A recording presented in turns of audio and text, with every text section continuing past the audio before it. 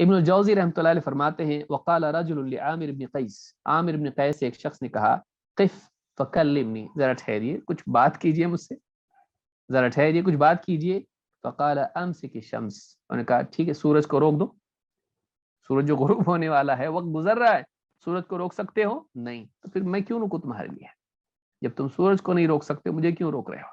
سورج چل رہا ہے برابر مسلسل دوران اس کا ہے، اور اسی طرح سے غروب بھی ہوتا ہے، وقت رک رہا نہیں، میں کیوں رکوں؟ مجھ کو بھی عمل کرنے دو میرا، تمہارے ساتھ کھڑے ہو کے میں فضول باتیں کروں کوئی مطلب نہیں ہے.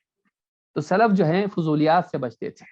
اسی طرح سے شقیق ابن ابراہیم البلخی کہتے ہیں، یقول کہتے ہیں قیل لابن المبارک، ابن مبارک رحمہ اللہ سے کہا گیا اذا صلیت معنا لم لا تجلس معنا، نماز پڑھتے ہیں تو آپ ہمارے ساتھ بیٹھتے ہی نہیں کیوں؟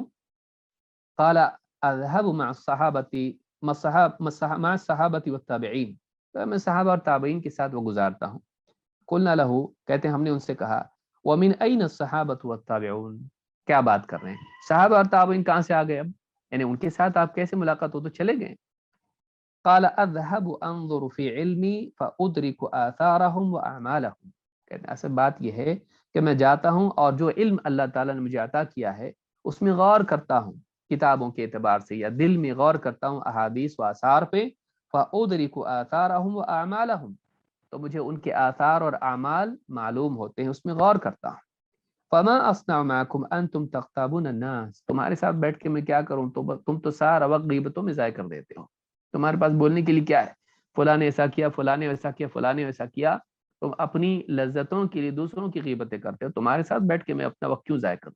میں صحابہ کے ساتھ اپنا وقت گزارتا ہوں، کس اعتبار سے؟ علمی صحبت کے اعتبار سے.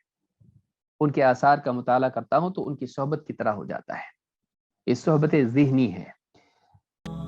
اور مزید ویڈیوز کو دیکھنے کے لیے آپ ہمارے YouTube چینل کو سبسکرائب کریں. فجزاکم اللہ خیرا.